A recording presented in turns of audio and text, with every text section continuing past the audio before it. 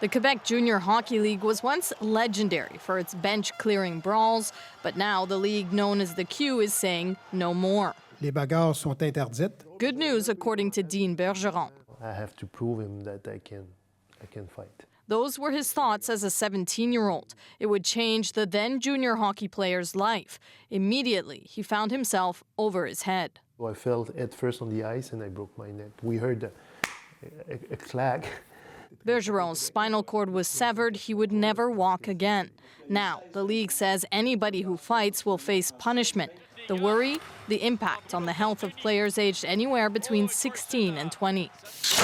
This University of Ottawa lab studies head trauma. In hockey, trauma can happen in many ways. Fights, though, involve targeted hits to the head on vulnerable young adults. It really does interfere with their ability to learn, their academics, and it influences their emotional state, things that teenage boys are not particularly good at to begin with.